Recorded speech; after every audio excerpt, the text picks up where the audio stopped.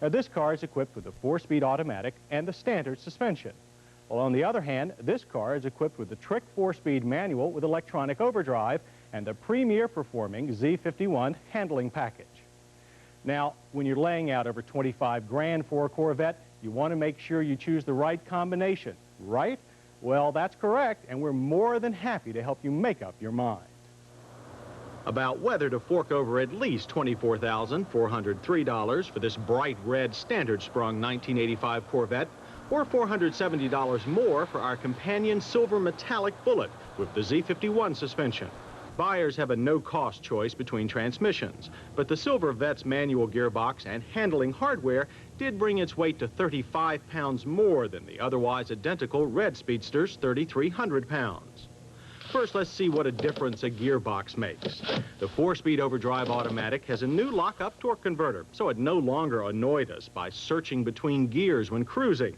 The 4+ 3-speed manual, with its very American long shifts, has a Doug Nash-developed electronic overdrive unit that comes in on all but first gear. But for our performance testing, we chose to lock it out.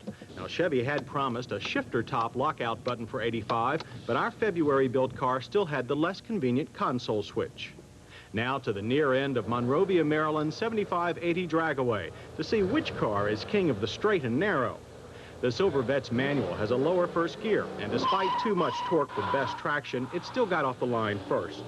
The automatic's torque converter took longer to get up to speed. But once it did, the Ruby Rocket stayed bumper to door with the manual through the first third of the track. But then the long throws of the manual gear change began to take their toll, while the automatic's very crisp shifts kept its RPMs high. So by 2/3 of the course, things looked even. And at the end of the run, the Slushbox Vette had actually nosed ahead. 1/4 mile elapsed time for the automatic, an incredible 13.9 seconds at 95 miles per hour, while the only a hair slower manual at an equally impressive 14.2 seconds at 93 miles per hour. So close that with more practice and some smoothing of the manual's linkage with age, it could be a dead heat. But most buyers aren't going to be dragging daily, and there is another issue. Frankly, as much as we love to shift for ourselves, the manual Vette does get tiring in stop-and-go traffic. So we think that unless you're into Corvettes for pure sport, the automatic will be preferred. And now on to the second heat. How did the two Corvettes square off in handling? Well, compared to last year, there are fewer differences between the standard and Z51 setups. The standard suspension can now also be ordered with Delco Bilstein gas shocks. Likewise, all tires are the super sticky Eagle VR50 series with unidirectional tread. Rims are 16-inch diameter. Where the Z51 setup last year had wider rear wheels, equal units are now fitted at all corners on both cars. But there is still a difference on how those tires and wheels are steered. The standard car has a very quick power rack and pinion unit with 2.5 turns lock to lock, and the Z51 an even quicker ratio with only 2 turns lock to lock. Through the slalom, the standard red Vette was a joy. Neutral in response, there was loads of driver feedback, and you could practically think the car through corners. You always knew exactly what was going to happen and always had more than enough power to get out of trouble, although it was hard to find. Yet we did note that rough spots in the track made the rear wheels momentarily lose some grip. As for the silver car with its Z51, there was little question that anyone into weekend racing will prefer this option. Compared to the standard setup, the Z51 Vette was always quicker through the course. The minimal roll of the standard package is reduced, and there was no tendency for the rear wheels to hop over slight pavement bumps. However, the faster steering of the Z51 meant that there was little margin for error, or you'd turn well before intended. Also, the Z51 is so good that you're not aware of its limits of adhesion until you've passed them, a comment that before now had generally been made only about the best cars from those overseas folks at Porsche. More important for everyday use, both the standard suspension and the Z51 have been softened for a better ride. When the Corvette was redesigned last year, we found the ride in all models to be very harsh.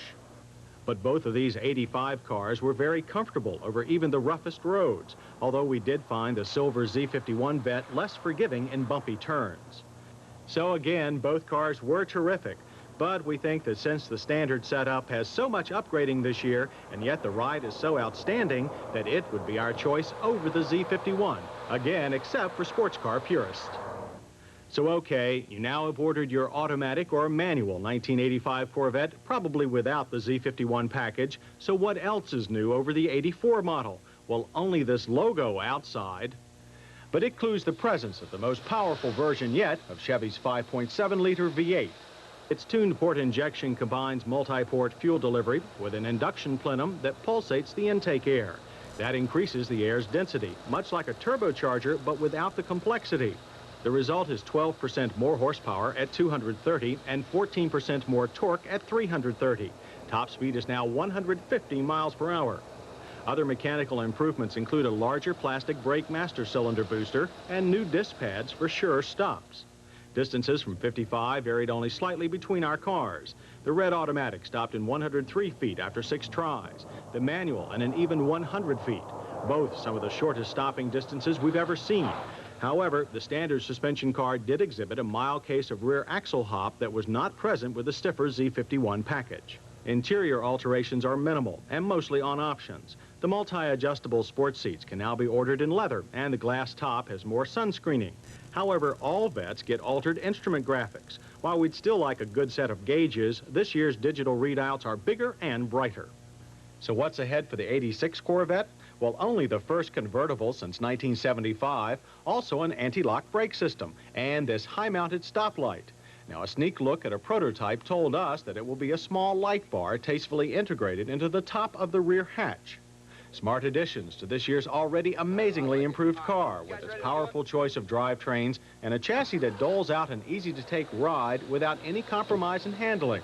And whether you pick the standard suspension or Z51, manual or automatic, you're in for one heck of a ride.